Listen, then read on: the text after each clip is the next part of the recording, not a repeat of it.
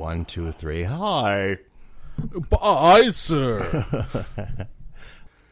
We got to get going. No time. There's no time to lean. This is a jiffy episode. We'll see. We always talk longer than we think. Yeah, so we'll just do a short one and then an hour and a half later. Okay. Oh, whoops. How you doing? Well, do you ever get that kind of headache from going in and out of air conditioning? Well, Has that happened to you? I don't know. I've heard that's a thing. I'm not sure I've had that. I think you'd know. No, so I got one of those, but I'll live. So you were I'm outside for a while? Yes. In the 90-plus degree humidity? Ooh, it's awful. Yeah. Well, we went to Trader Joe's, who is a new sponsor. No, I'm kidding. They didn't have air conditioning? No. Well, you have to go in and out of the car and stuff. Oh, okay. So brief exposure. Yeah. I'm kind not of like saying... Dave Bowman going in the airlock in 2001. Yeah. Hal. No, but... Oof. Turn on the air conditioning, Hal. I'm sorry, Dave. I can't do that. Sorry, Dave. You didn't pay your electric bill. That fucker. Wait, this affects me that too. Means Daisy. That's really how he disconnected Hal. Is he they called Excel Energy and had him. It's like they it seemed a lot easier than that thing he had to do when he crawled around in the 0G server chamber or whatever that thing was with the little things that you have to open up. It seemed like a long process with to the shut special it all down. key. Yeah, it was. Yeah, like there's like this little key he had there that he had to use to unlock each one of those memory modules or whatever those things were. Sure. Yeah, but or, that was you have to have enough time for Hal to sing his song. So it was very cool.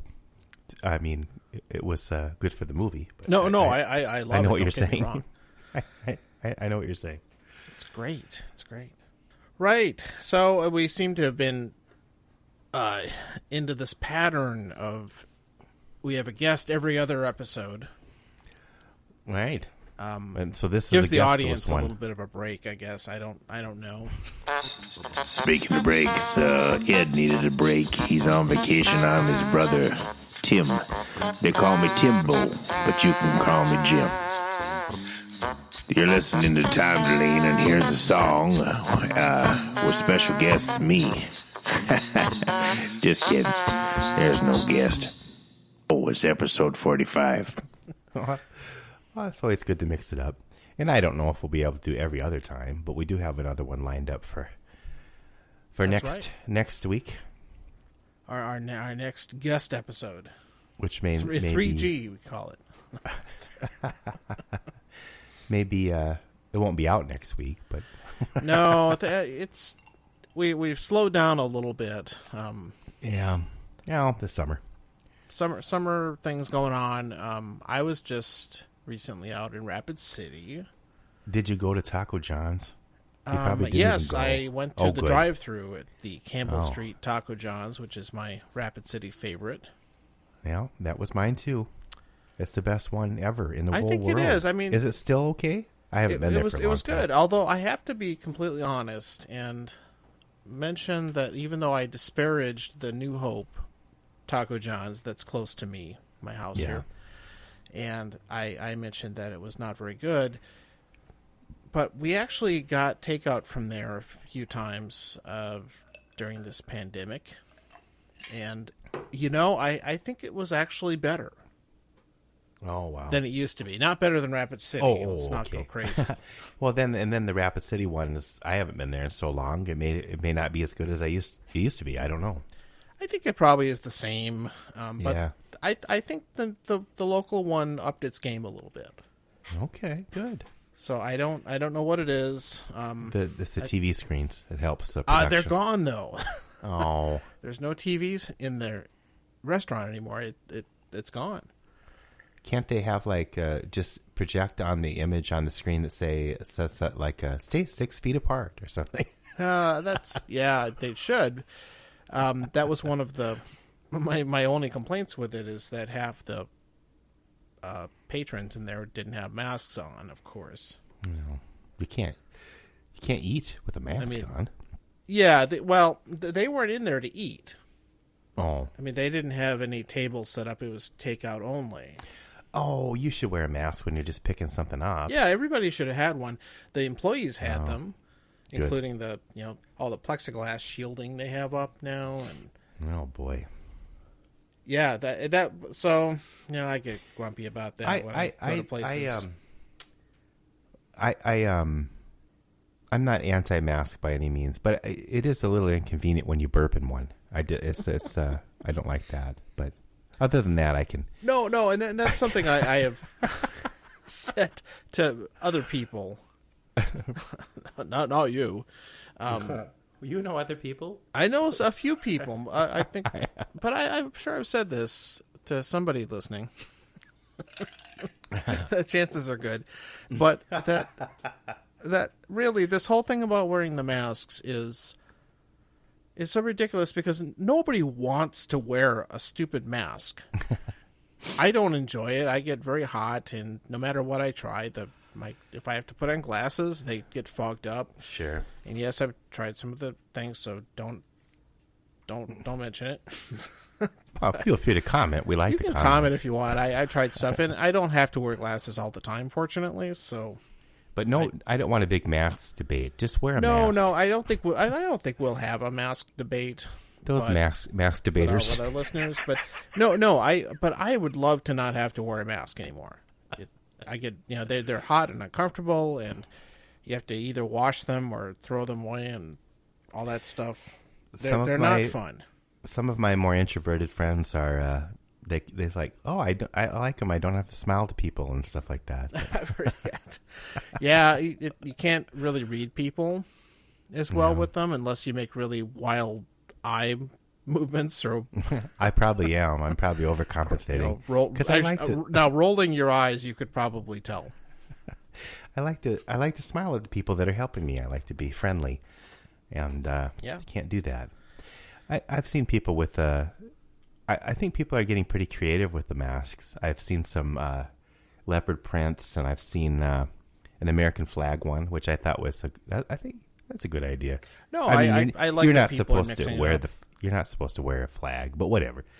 I think it's kind of almost ironic because the freedom people, yes. But it's like Biden says, this is our patriotic duty to help other people by wearing a mask. So go. I love the here we go. Go Joe. Trump land again, but I think today he tried to walk back his anti-masking, anti-vax, anti-mask.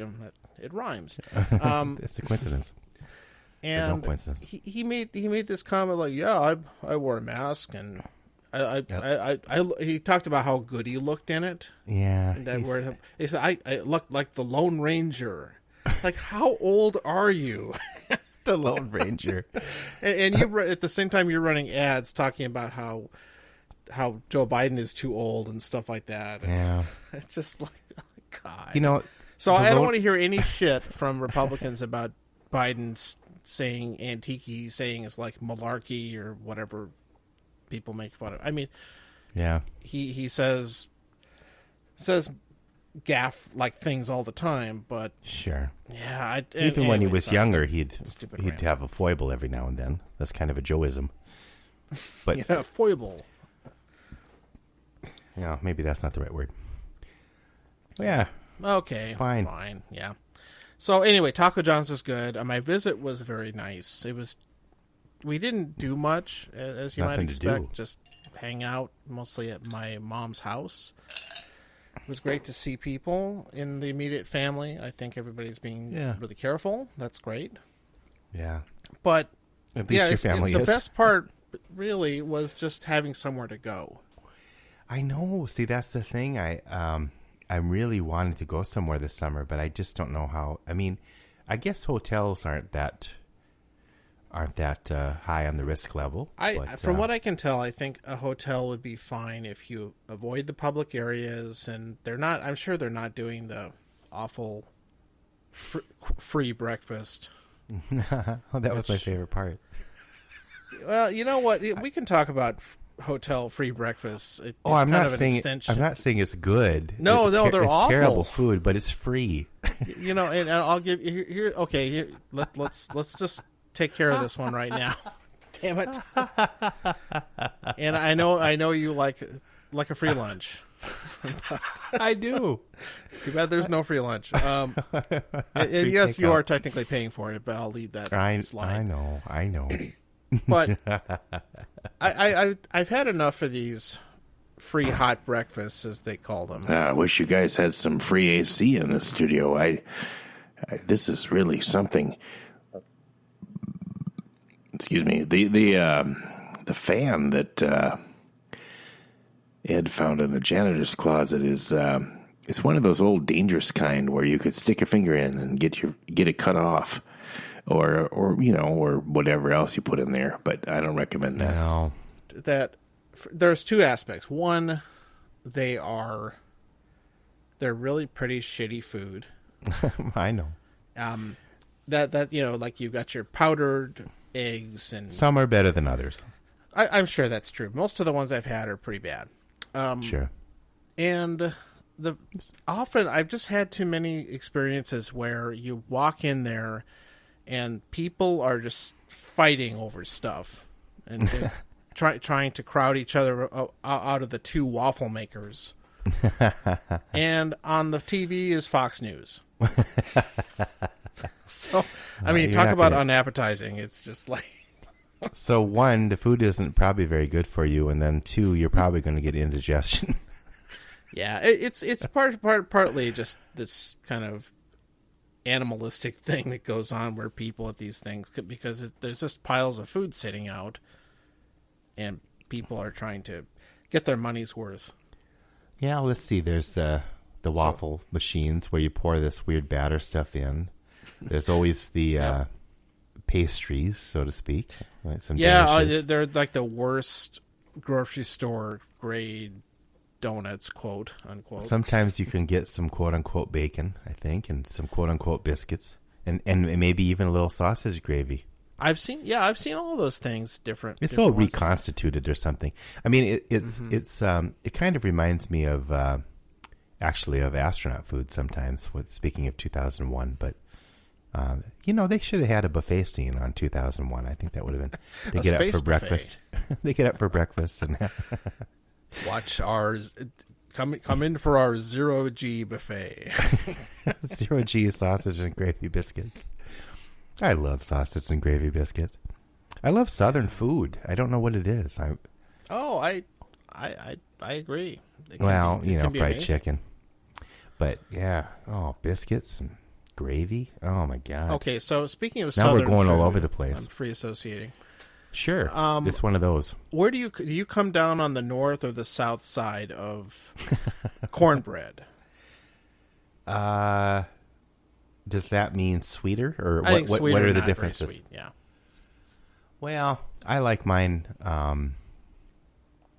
I don't know. I think I make mine kind of in the middle.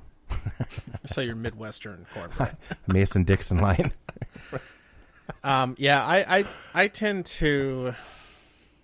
It depends on what I'm eating it with.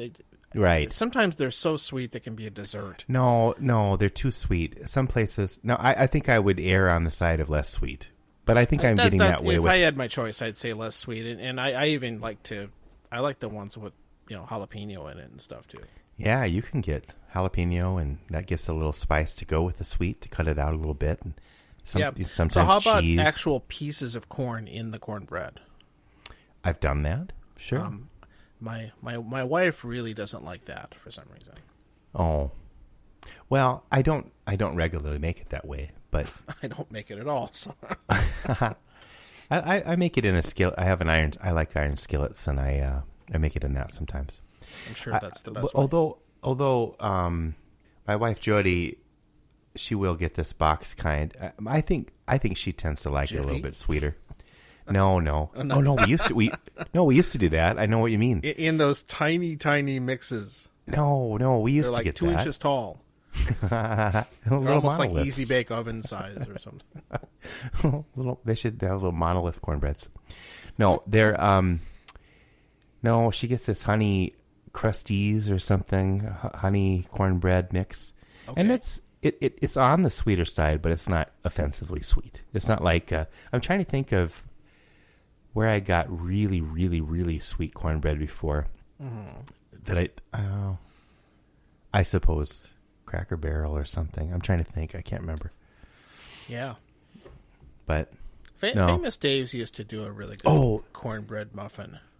Yeah, but that was on the sweeter side. That was kind of for dessert, right? Yeah, it was actually it was a dessert. Now that I mention it, but okay. So if I'm going to have it for dessert, now Jody, she'll eat that cornbread for breakfast with milk and sugar on it. It's kind of I never had heard of that. So I don't know if that's a Michigan thing or. Oh yeah, with the side of Werner's for breakfast. Werner's cornbread. Werner's cornbread. They put the Werner's cornbread in it. in Werner's. That's terrible.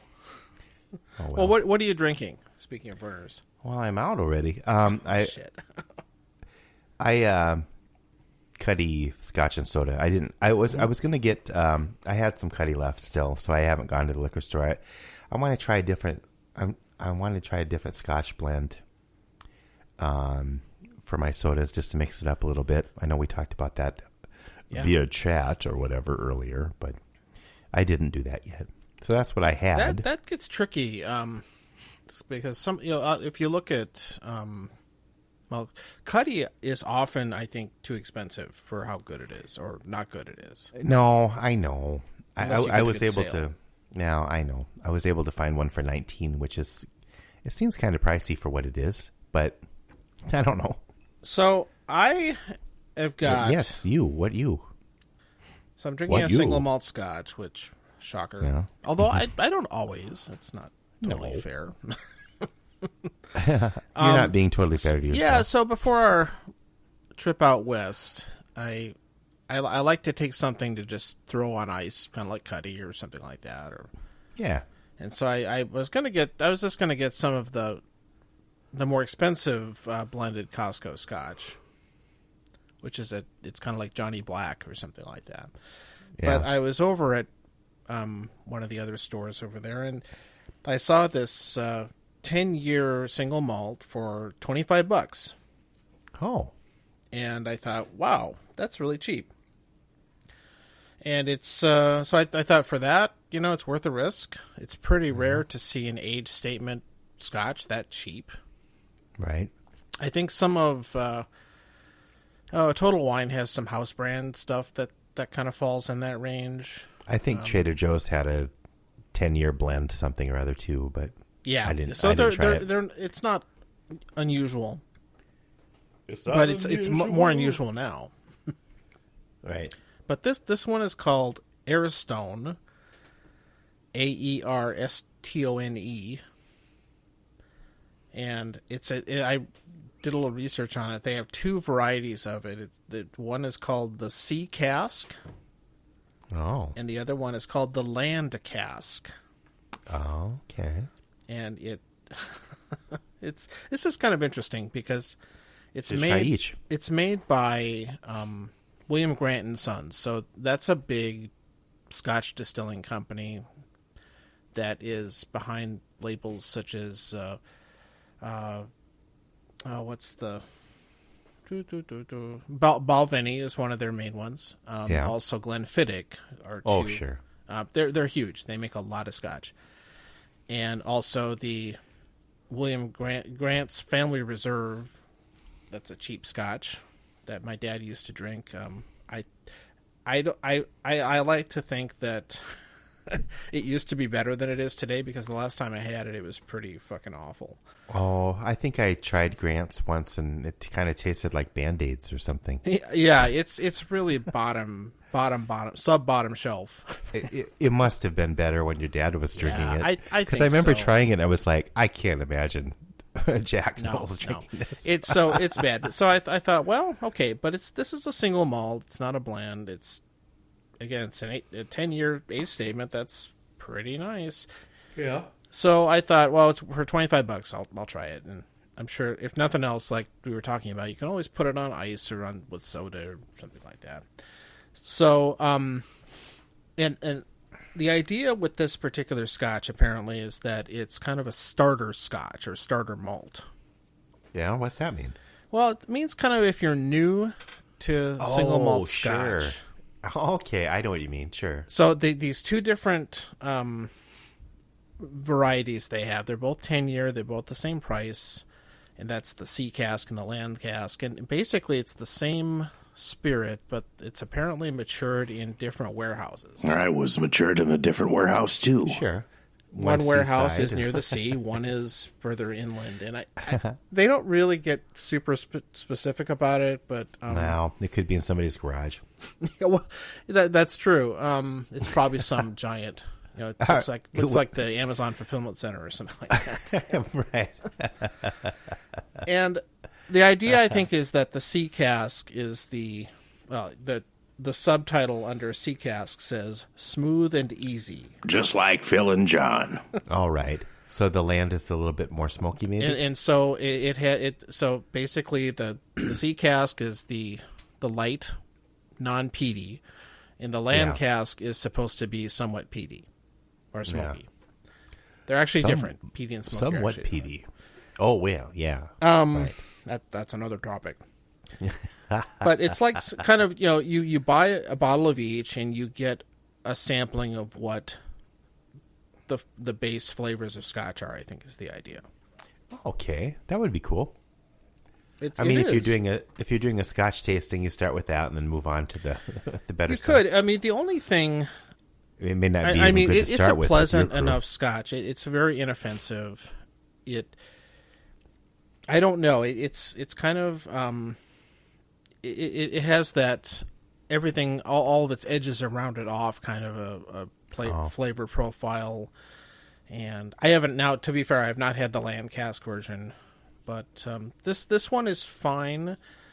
I think maybe it would be appealing, or it's maybe engineered. And engineered is the right term because they really do engineer these things to a certain flavor. It's probably, if you're used to drinking bourbon or some other spirit, this might be a good gateway drug or something like that. To Scotch? It could be. It's not. It doesn't have any funky flavors. It doesn't have like that weird iodine brininess that some malts have, and it's definitely not smoky. And from what I've heard online, the smoky version is also pretty mild. Sure, And this same company makes a blend called Monkey Shoulder.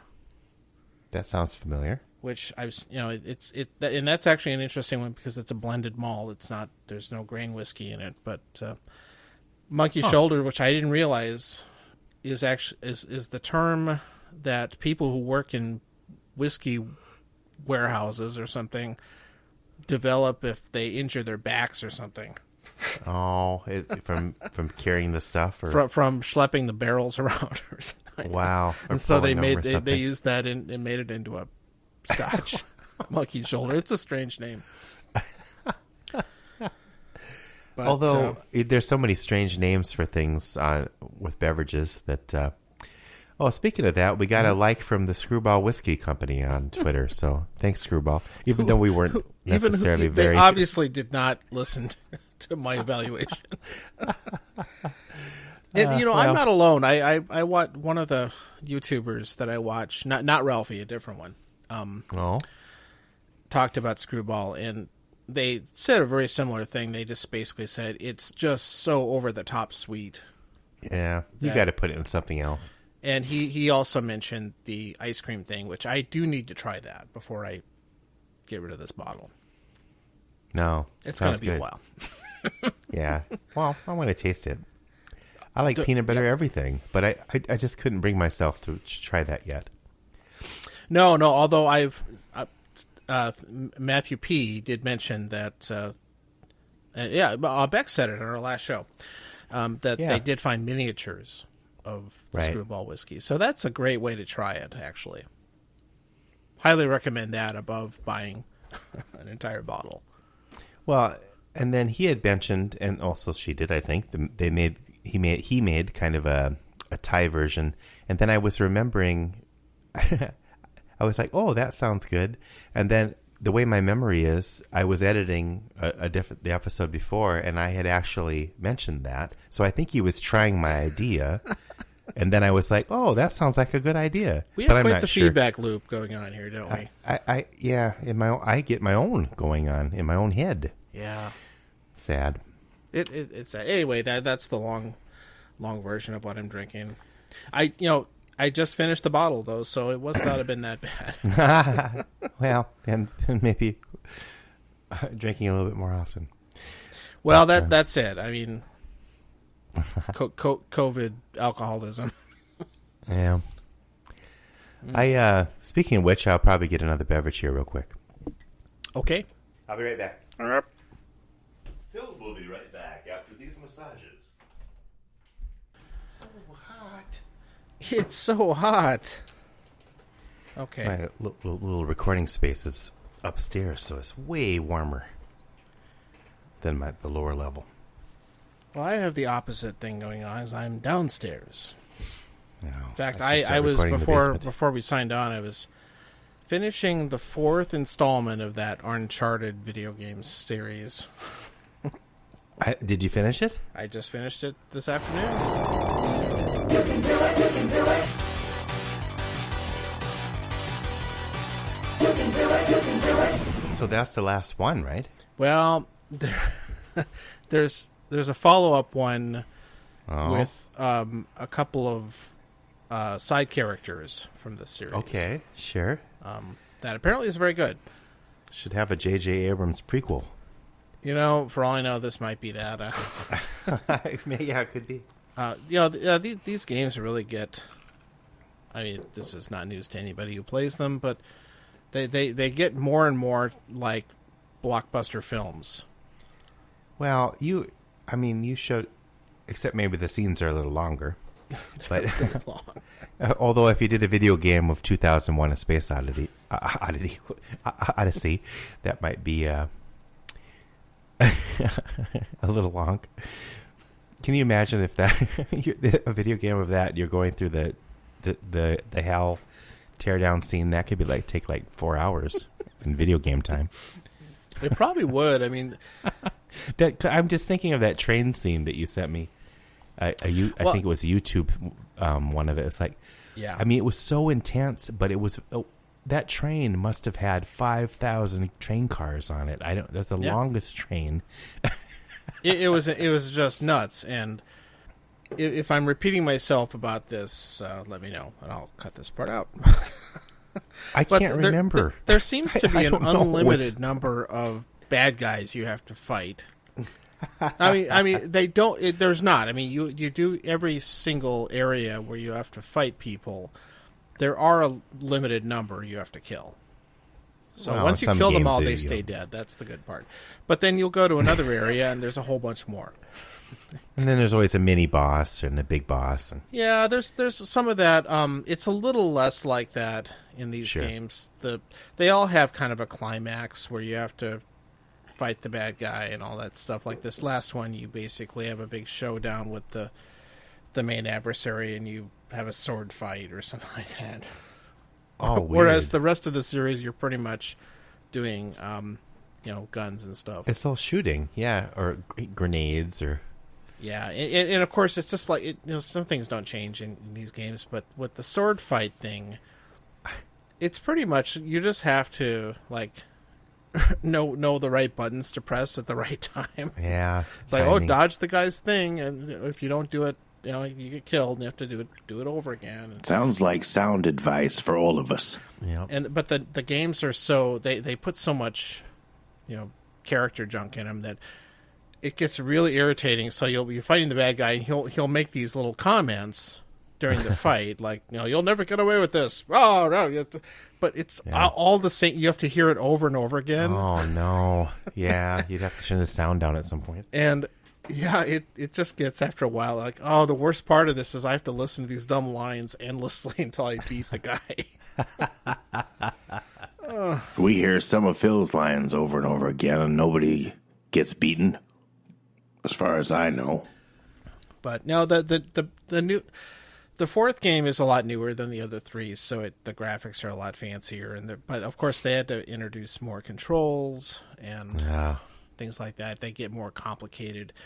And the one thing I'll say about it is that's kind of nice is that the earlier games, you pretty much just went in and just shot everybody. Sure. Before they blew you up. This one, you sort of do that, but there's a lot more sneaking around and stealth stuff. Oh, okay. Which is kind of nice. It makes some of the scenes take a lot longer to get through. Right. But it's a little bit less tedious. and a lot of the battles, you'll walk into an area and there are like guys standing around with guns, and if you just walk in there and start shooting, you generally can't survive. And so the thing, my strategy most of the time was to try and sneak up and get rid of as many of them as one by one as I could, and then there's only a few left to fight. Pick them off one at a time. But some people are good enough at the game; they figure out how to stealth out every single one in the scene. Oh wow! Now that's the real feat, is if you can do that. Oh, okay. And so the one of the games that this same group of people made is this thing called The Last of Us. It's a pretty well-known game that actually just got a sequel put out. And it's a post-apocalyptic zombie kind of a game. Okay.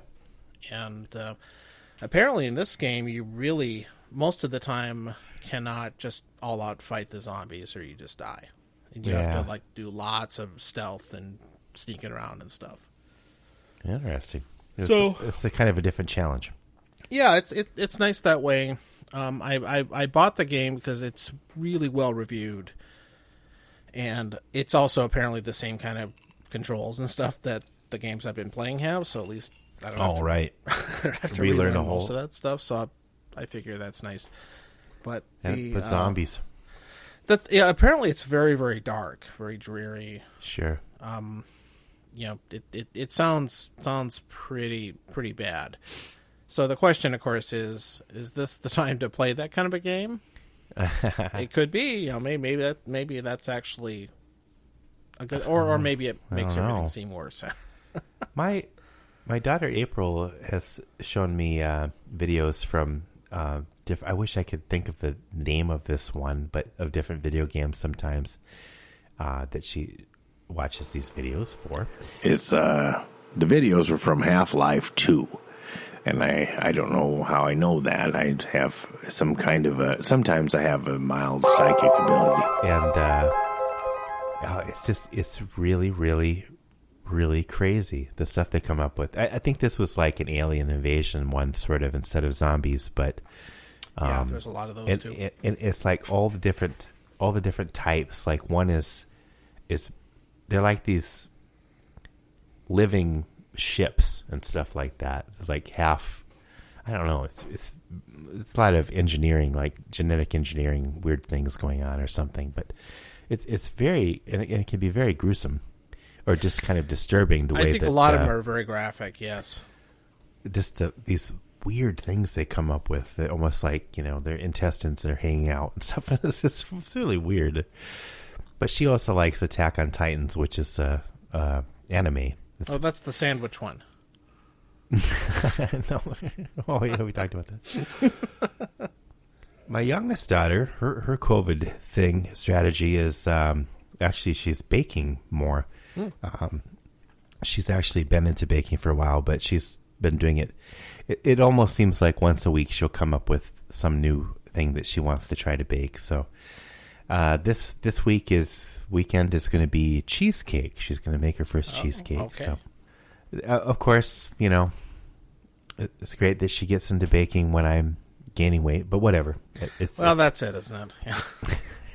I've been cooking a lot, obviously, and that's nice to be able to do that. Yeah.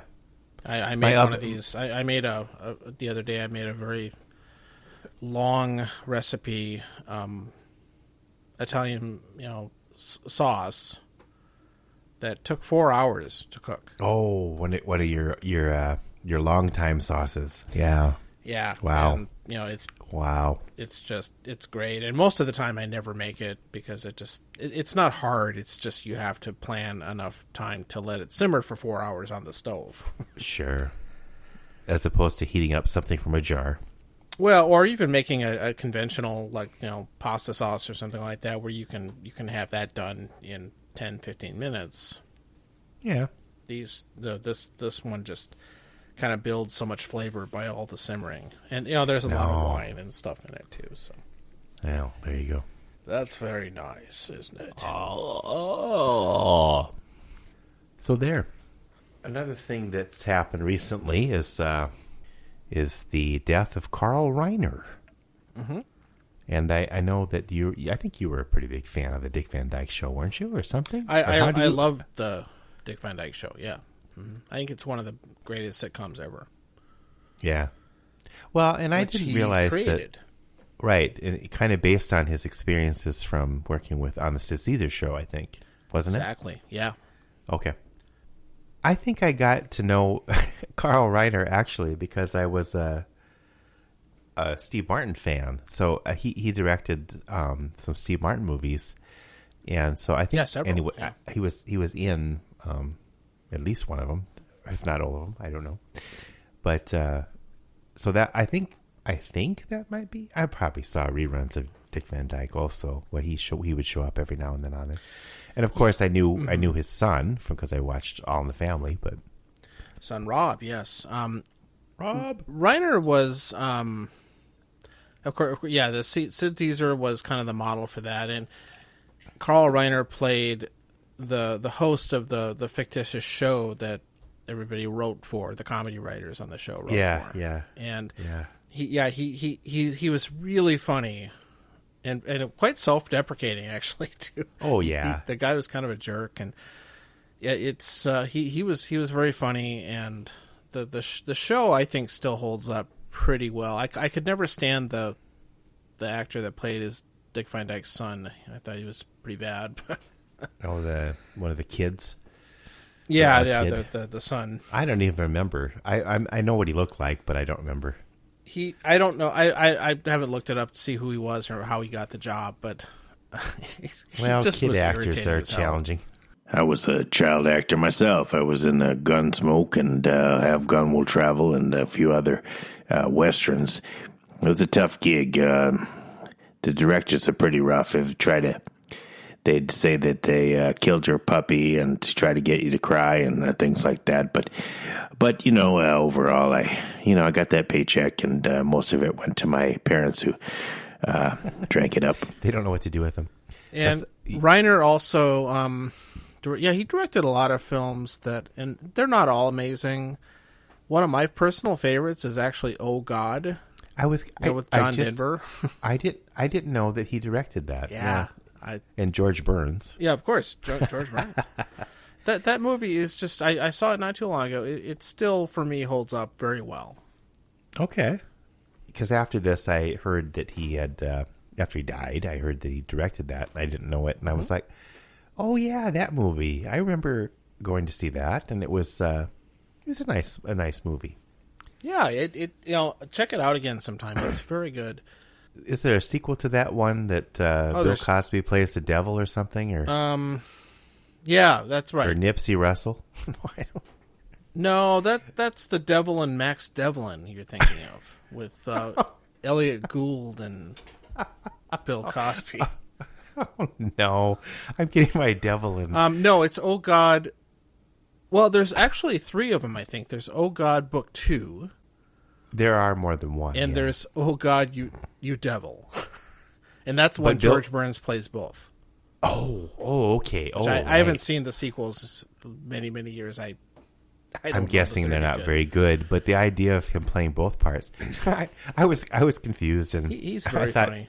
I would have sworn Bill Cosby played the devil in that one. And John Denver is so good in that first movie. He's very, very fresh, authentic. Yeah, exactly. And just his facial expressions when stuff happens, and just the thing where he and George Burns are riding around in John Denver's AMC Pacer,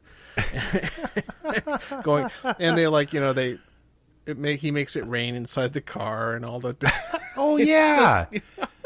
I haven't seen it since it came out, John. Movie. It's so fun. I don't think I've seen it. I probably saw it again later on HBO or something, but I haven't seen that since I was a kid.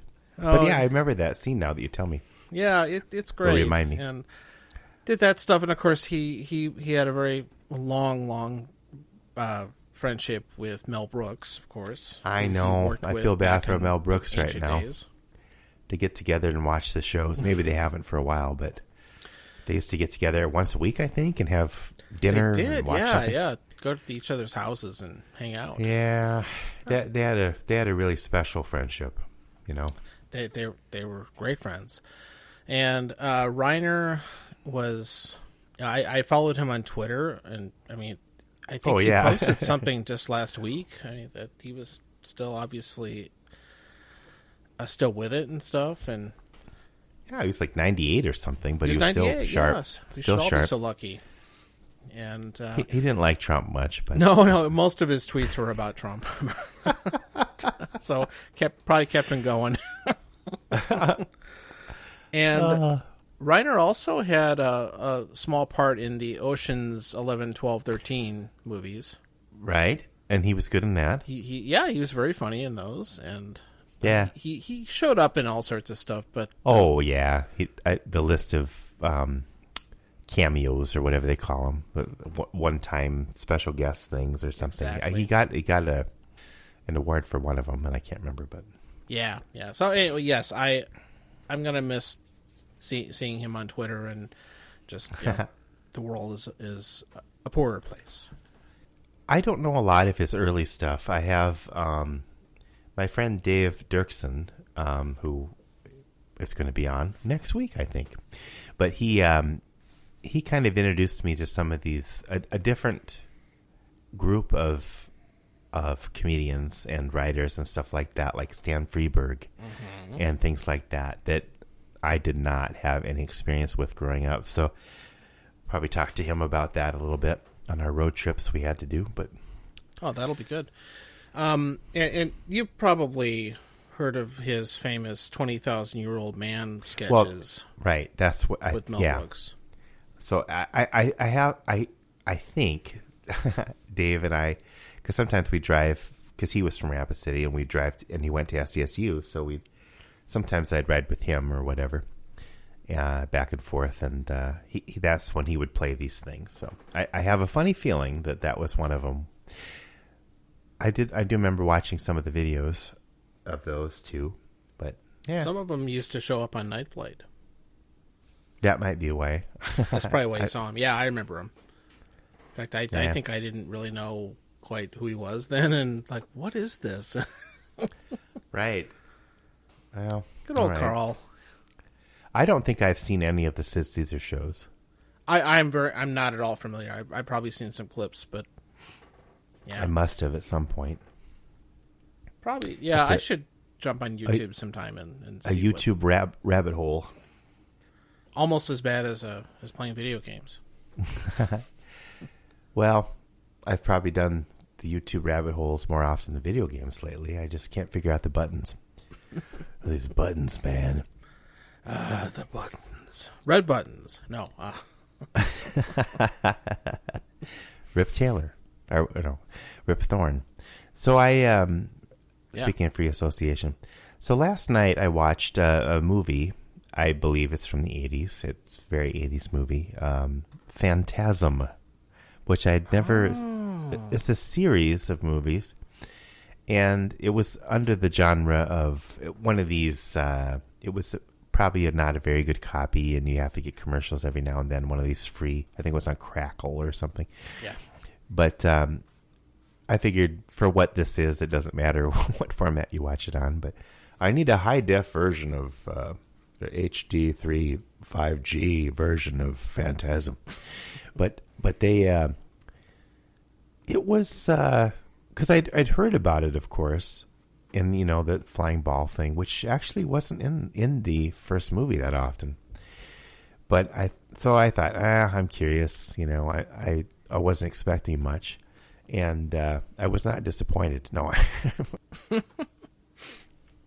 it was very, very cheaply made. I mean, I'm guessing it probably only had 3 sets, but maybe 4. I remember seeing the VHS of that.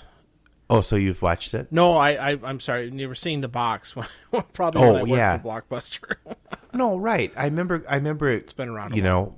Going to a video store and looking at the VHS boxes, and that one I never got, but I always was curious about. And I think it has a cult following, so I was curious about it from that standpoint. Okay. I figured it wouldn't be too taxing on my brain. It was really pretty odd. There's like I think I get the idea of what's going on, but I'm not saying I was confused, but it just kind of jumps into things without, how do I explain this?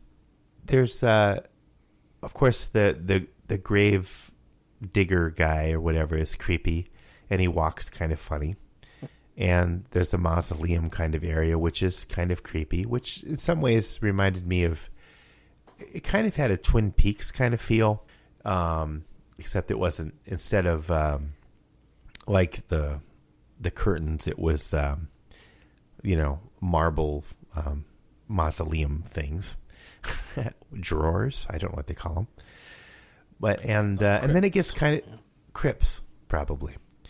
And, it gets into, then another character shows up who's like, I guess the grave digger's sidekick shows. People are just kind of introduced they just show up. They're not, I don't know. There isn't you don't get introduced to some. They're just, okay, this weird thing's happening. What's going on? And it's not random exactly. But one of the stranger things is that this gravedigger guy, crypt keeper, I'm guessing, but there's scenes where a woman will lure in a young man into the graveyard and kill him. Mm-hmm. And when the man is with this woman, she's on top or whatever's going on, her face it'll cut back and forth to the gravedigger's face. So I thought, oh, that's pretty cool, psychologically or Freudian or something. That must be very. I mean, what's going on with that, right? Because it goes back and forth to this man's face. So is this character also, or becomes the woman to lure? I don't know. It's not, things aren't explained. And then there's this. This is spoiler alerts, but I'm guessing everybody that wanted to see it has already seen it. But there's this so you figure out that these people are being killed, and they're shrunk to dwarf size for some reason, and become slaves in this another dimension.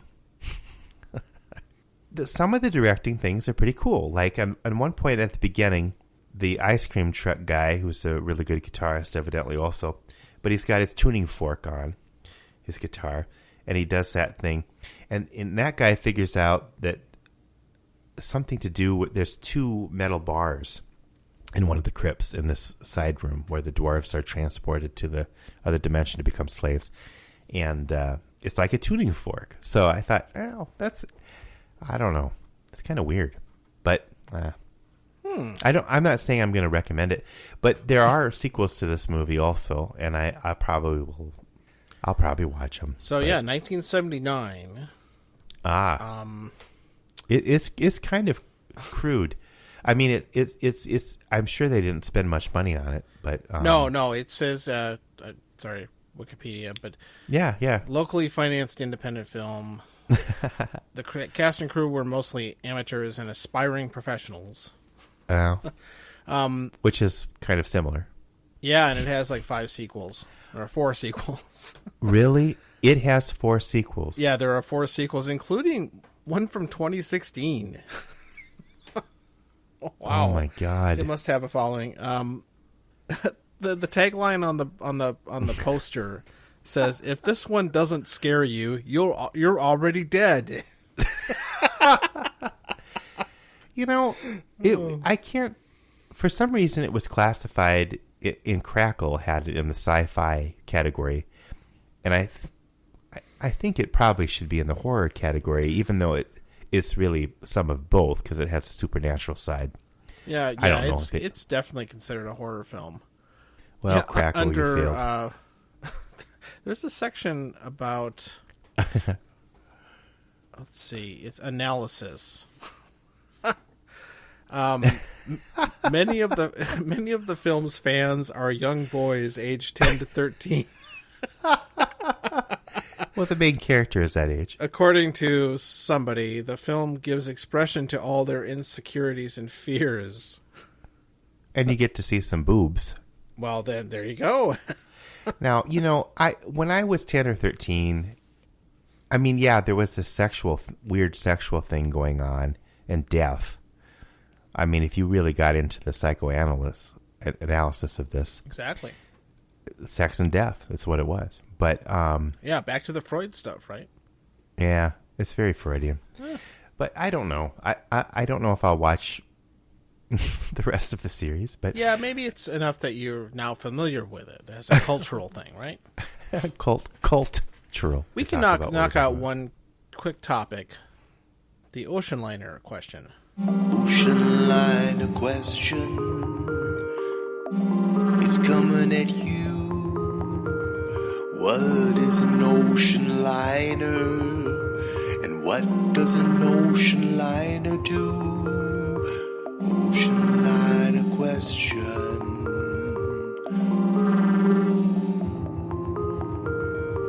Well, I just I know you've been always kind of fascinated with the older style, like the Titanic and that kind, but not even the Titanic so much. These other ones that I don't remember the names of, but classic ocean liner ships, whose heyday was probably the beginning of the 20th century up until, we'll just say the 1950s.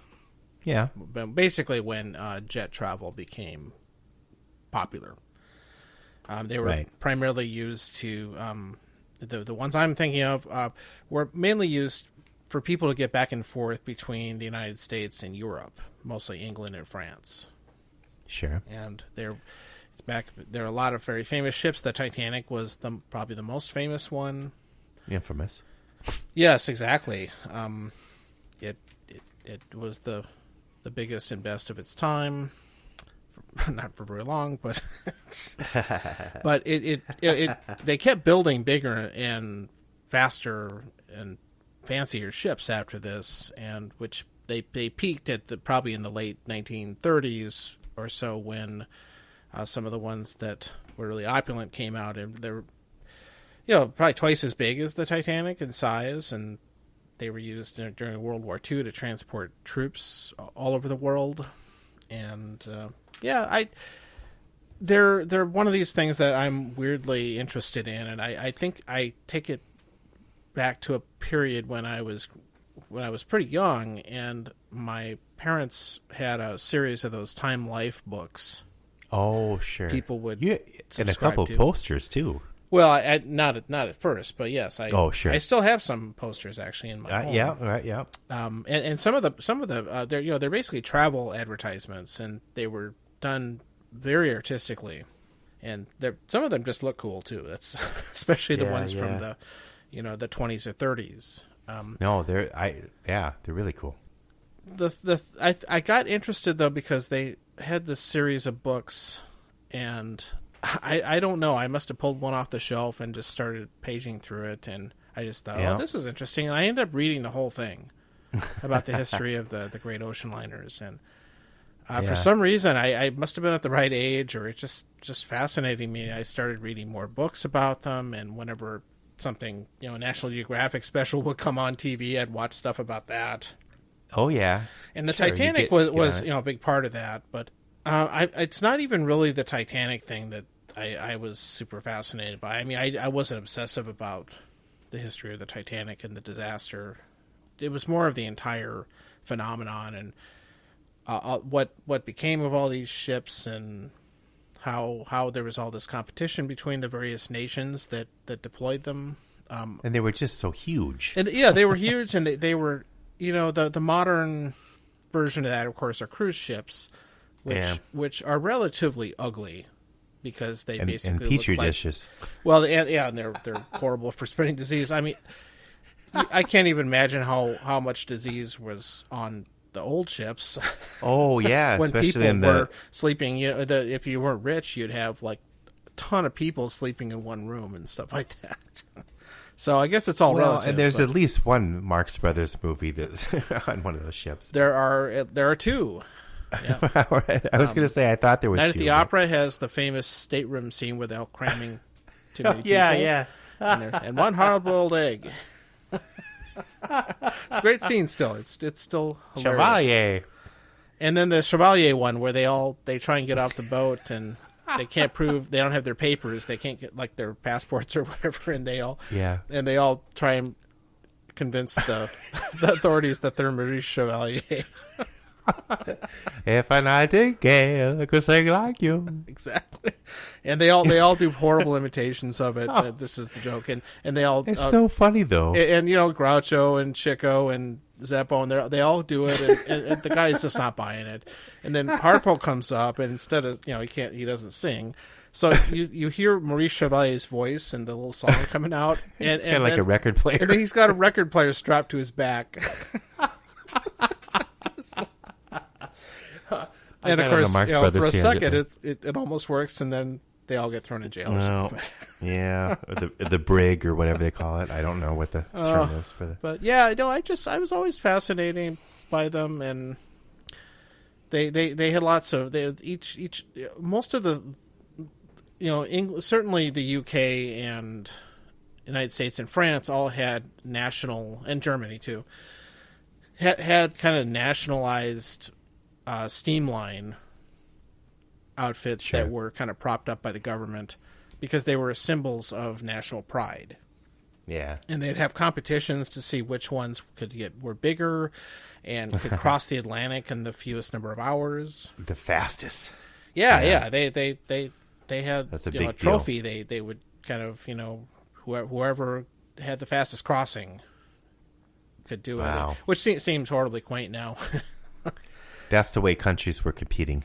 It's one way they definitely were. It was this thing. It was a big deal, and some of it was especially in the Depression, was a public works project for countries to put people to work. Right. And I just the whole thing was interesting to me, and they're so far beyond gone, and cruise ships are not. I don't really have much of an interest in them. It's not the same they're thing. not the same thing. They're basically giant, hotels that kind of float around. I don't really have even before COVID, I didn't really have a draw to be on a cruise, but some people love it. Everything's provided, meals and drinks and all inclusive, but you can do that to go to a beach somewhere in Mexico or whatever. Yeah, so I've been on 2 cruises, and some of my family members quite a bit more, and some are better than others. I really liked them actually. Sure, okay. I if it hadn't been for what's going on in the world right now, I'd be tempted to do another one. The thing about it is, yes, you have. Everything is kind of built in, but you do go places, and like we did one a long time ago. Excursions. We went to Norway, right? And that would be cool. The cool thing is that you'd arrive in a port, and you could go out, see stuff and everything, and then you'd go back to the ship, and the next morning you'd be somewhere else. Yeah, no, I get it. And you don't have, but you're not there unpacking. Are some things cool about it. You do stuff, and okay, and it's very, very luxurious, and there's there's entertainment and blah blah blah, all that stuff people like, and gambling. Yeah, there's casinos. That once you left port, they'd open the casino. Ding ding ding ding ding.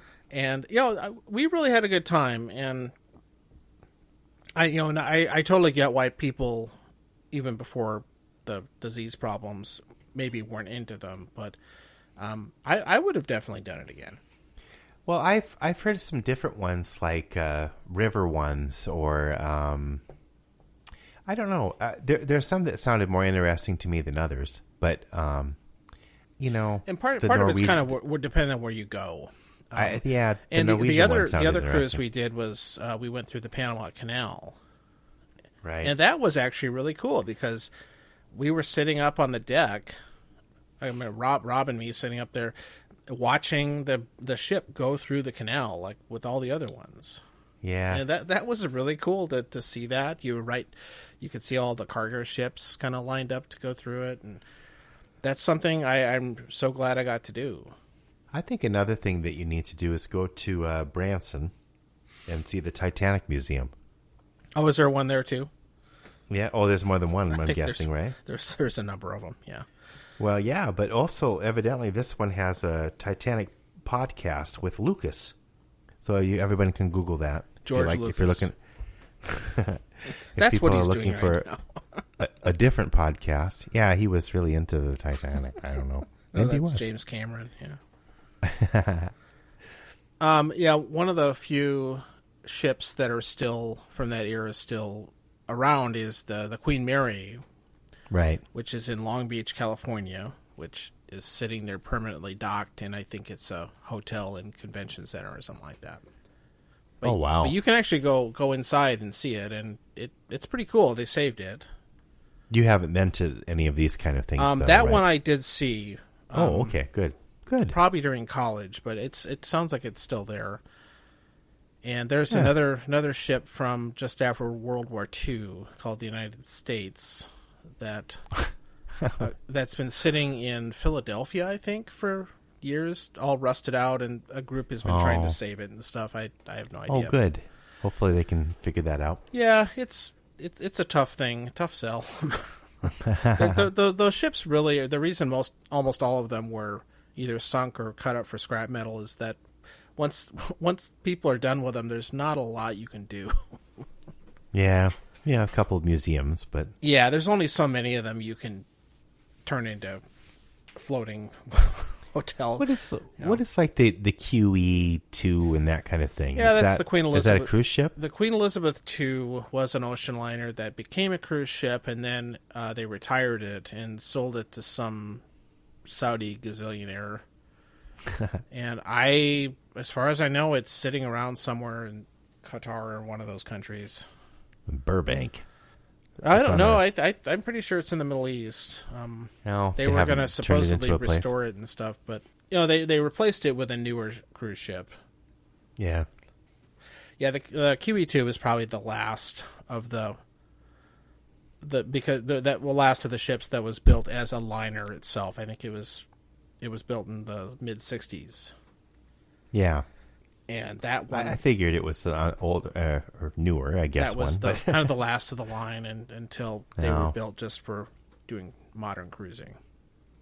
Yeah, well, I guess if you're going to go to Europe now, you just fly. So everybody does fly, and good reason.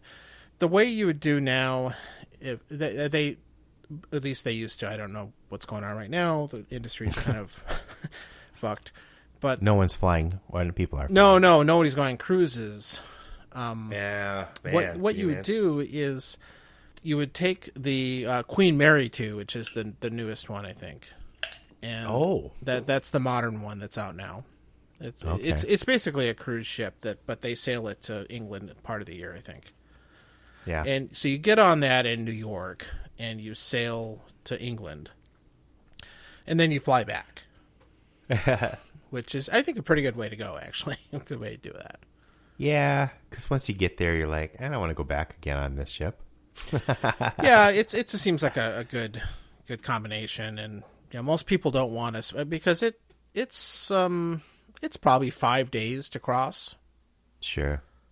Or so. I think depends on how fast they go and the seasons and stuff like that. But how long did it used to take, though, for one of these other ships? The Titanic, I think, took 7 days to cross. Okay. And then they got faster, and by the end, they were crossing it in 4 days, I think. Oh, wow. Yeah, that's really fast when you think about it. They really made them much quicker. what the heck? Because that was a big deal. I mean, if they could shave hours off of a crossing, that was a lot of money, and yeah, that was the name of the game. But the newer amazing, ships just don't have. engines. They're not built to go that quickly. No, they don't have to. Because you're in luxury. Right. Getting there is really the deal. But yeah, wow. I think, unless you were in first class, super rich, the classic ships were probably really awful. Oh yeah. But first class, boy. Yep, I'm sure even then the rich were pretty well taken care of. Oh well, they're just getting richer. Yeah, history. I tell you. Still the same. I don't know. It's a weird thing for me to be into.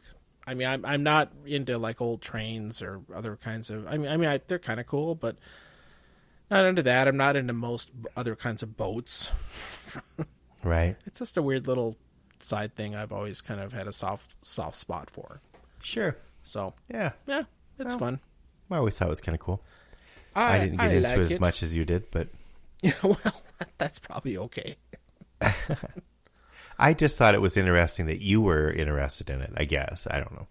However, I'm trying to word it. If you didn't see the posters in my house, you would have no reason to think that. Yeah. I remember looking at them quite a bit. That and the Army of 100 Clowns. The Army of 50 Clowns, Phil. 50 Clowns. Wow. An old from this old series of circus Inflation. posters that my dad had. Yeah. That were printed on these weird kind of particle board things. Sure. Yeah. Well, I think you actually let me have one. So I have it at work, actually. I wonder if did I give you the Army of 50 Clowns? Yeah. Good. I think another one also, but I haven't looked in my office drawers for so long that I can't remember. I didn't put that one out because it's kind of disturbing. But it's really disturbing. You can proudly display it in your own home. I think I will put it in my little studio here. It would fit I think here, it needs to go in the studio in the Nachi Malls. It needs a place of honor. It does. Yeah, I get to the point. I have so many more wall covering things than I have space for. I would just build some more walls. Oh, wait, you did give me another one. It was on the freak side, I guess, like the dog face boy. Oh, okay. Ugh. Yeah, I'm not going to put that one out at work. No, I think that's probably wise. No one else is there to see it. We visited my mother-in-law, and she sent us home with an antique cuckoo clock. Oh, fun. Which I guess works and everything. We haven't done anything with it yet, but I'm kind of torn on that because I'm not sure I really want a clock in my house that makes noise all the time. Yeah. And yet I think it would be cool to have a mechanical clock in my house. So And MJ has quite a few clocks around as kind of decorative things. She likes the clocks, although they're all little battery ones that don't go, Little known fact, John Knowles won the 1997 Cuckoo Imitation Contest back in Rapid City, South Dakota at the Central States Fair. Wow, every hour or whatever. And this is the real deal. It has the little birds that come out and everything. Well, when Jody studied abroad in Germany, the year that the wall came down, she worked for a while at a clock, one of those kind of clock places in Germany somewhere. I can't remember the name of the town, but if we ever have her as a guest, she can talk about her experiences with clocks. Clock talk. Clock talk. I actually already have a mechanical clock I got from another family member. It's not a cuckoo clock, but it has a mechanical thing that chimes and all that stuff, and I don't run it. Mainly because I just, it's just kind of obnoxious. Well, one of her jobs was to go around and pull the cord down or whatever, so it kept going. I don't know this was a wind up, but I'm not a technical person. Yeah, it's. I think they're really cool, but again, I think I would just not want to hear that every hour.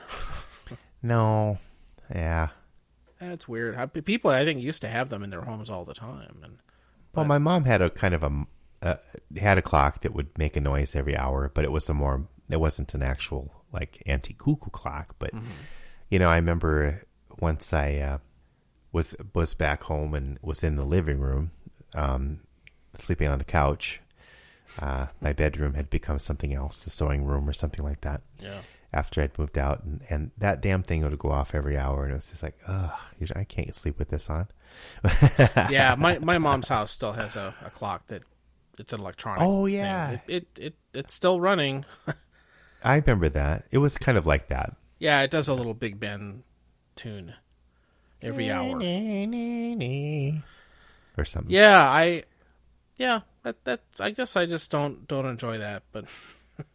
Bong. Speaking of bongs, I suppose it's about bong time. Bing bong. Bong. No smoke, no bong before it's time. No. twin bongs. And then there is bong. I don't know. Bong well, water. I don't know. I haven't really been watching a lot of stuff on TV. Well, you should watch Phantasm. We're watching the latest season of Queer Eye, which has actually been really good. I've heard. It's actually better, I think, than it used to be. That's what I heard.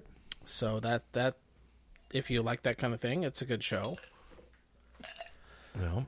And I don't know. I watched an episode of Have Gun Will Travel that was written by Gene Roddenberry the other day. Oh wow, and that was kind of cool. I mean, it wasn't like suddenly they were in space or anything. No, I know.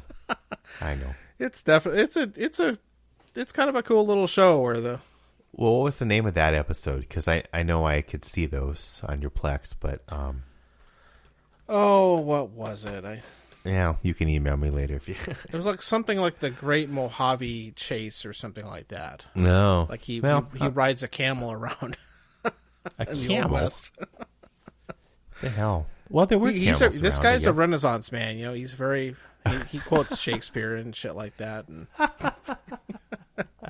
but it's also a super fast draw, of course. And but the funniest thing is like he's out in the Mojave Desert, so it's 1,000,000 degrees and there's not enough water and stuff like that. And he's on a camel, but he's still wearing his black outfit. Yeah, all long sleeve black everything, and just even to film that. Even just to film that would have been terrible. It just looked like, why are you wearing that? Oh. He's very intelligent, but doesn't quite understand the clothes. Yeah, I don't know. The Foreign Legion it's one of those like this guy outsmarts people a lot in this show, and one of the things that he does this, the setup is like he's going to do a race against some bad guy in the desert, camel race. But it's supposed to be on like horseback, or just you have to. It's assumed you do horseback, but he actually goes and finds a camel. Sure, because he knows they will last longer. He's smart. He's like, hey, there's for some reason there's a camel for sale, and he goes and buys one. It's kind of a tortoise and the hare thing. Yeah, it turns sort of different, but it's kind of an example of what they do on the show, and I've enjoyed it so far. It's good. I do think I remember reading about them releasing some camels in the desert. In the United States, so I don't think that's. I bet it did happen. Yeah, I don't think it's incredibly far fetched, but that's funny. Well, I don't know. It's too hot to keep going. It's too hot. It is. I don't know. Well, it's nice talking with you. I hope you have a good evening and good luck with the fireworks this weekend. It hasn't been too bad this year, but also it's so hot that we have the house all shut up. So. Yeah. But you do still hear them. But I don't think it's been as bad this year. We were, during the protests and stuff like that, we actually probably had more fireworks than than we are right now. Yeah. But I know that the next couple days here will be, but it won't be anything like the wonderful fireworks display at Mount Rushmore. So let's all no social distancing. You don't need to wear a mask. 7,500 people. And don't worry about the forest. And the chemicals from the fireworks. Yeah, I don't know. I mean, they haven't had a fireworks display at the Black Hills or at Mount Rushmore since we were kids, I don't think. I think it's been a while. I think maybe in the 10, 20 years ago. I think they did it 8-10 years ago, maybe the last time. Oh, okay. But yeah, it's been quite a while since they thought it was safe. Well, it isn't, but leave it to Trump to do it anyway. So exactly. Yeah. Well, I just hope that his spray on tan doesn't interact with the fireworks somehow and cause a big fire. Well, we can only hope it'll start melting. If he melts, like the end of Indiana Jones, he's like giving one of his giving one of his rambling speeches about something, and I look good in the mask, and I'm melting. All right, we'll see. All right, man. Thanks, John. Have yourself a Christmas in July. What episode number is this? 45? 45 it is. Oh, this is our Trump episode. Oh, shit. He ruined the podcast. Again. We'll blame him. Thanks, Trump. All right. Good night. Good night. And here's the song. 1, 2, 3, 4. Went to Trader Joe's and got a headache. I don't know how much more I can take. First world problems getting me down. Gonna join the army of 50 clowns.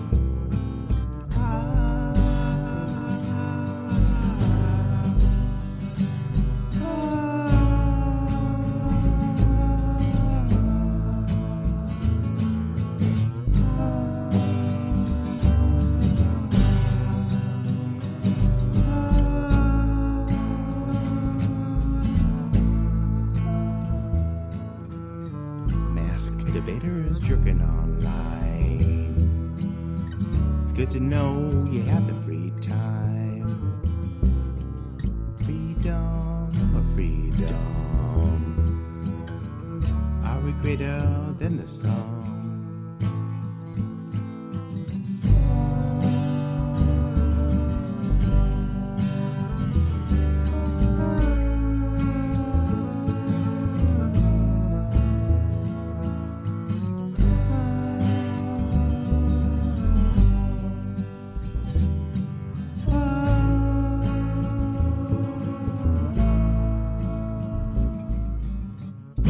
The measure of a man. Beat your chest with the spray on tan, or protect your town and your kin. I don't know where to begin. What does it mean to be a man? You got a gun in your hand. Do what you please and fuck the rest. The strong will survive and pass the test. What if herd immunity is not a thing? And your COVID parties end when the toll bells ring. First world problems getting me down.